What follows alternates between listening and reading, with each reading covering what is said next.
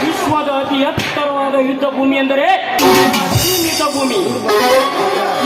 ನಿಮ್ಮ ಪರ್ವತದ ವೀರ ನಾಡಿನಲ್ಲಿ ದೇಶ ಸೇವೆ ಈಸ ಸೇವೆ ಎಂದು ಮೆರೆಯುತ್ತಿರುವ ಅಪ್ಪಟ ಕನ್ನಡ ನಾಡಿನ ಕಂದ ನನ್ನ ವೀರ ಯೋಧ ಹನುಮಂತಪ್ಪ ಕೊಪ್ಪ.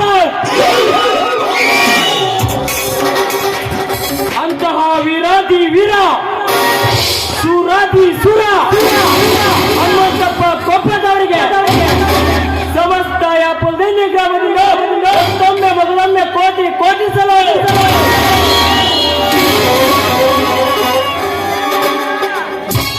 ಕೋಟ್ಯಾಂತರ ಭಾರತೀಯರ ಹೃದಯ ಗೆದ್ದ ಸಿಂಹದ ಮರುಸಿಂಹವಿದು. 25 ಅಡಿ ಪರ್ವತವೇ ತನ್ನ ಮೇಲೆ ಬಿದ್ದರು 6 ದಿನಗಳ ಕಾಲ ಸಾವು ಬದುಕಿನ ಮಧ್ಯೆ ಹೋರಾಡಿದ ಒಂದು ಮೆಟ್ಟಿನ ನಾಡಿನ ಗಂಡನೇ ಎಂದು.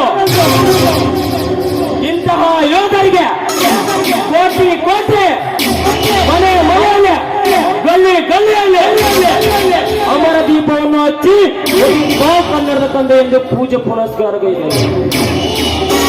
ಆದರೆ ಲಿಖಿತ ವಿಶ್ವ ಭಾರತಕ್ಕೆ ತಮ್ಮ ಪ್ರಾಣವನ್ನೇ ಹಚ್ಚಿದರೆ ಗಡಿ ಕಾಯುವ ಯೋಧರಿಗೆ ಹಚ್ಚಬೇಕು ಎಂದ ದೀಪವನ್ನು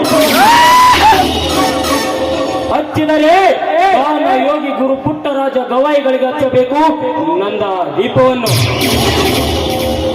ಹಚ್ಚಿದರೆ ಜೊತೆಗಿರದ ಜೀವ ಎಂದೆಂದಿಗೂ ಜೀವಂತ ಡಾಕ್ಟರ್ ಪೋಸ್ಟರ್ ಪುನೀತ್ ರಾಜ್ಕುಮಾರ್ಗೆ ಹಚ್ಚಬೇಕು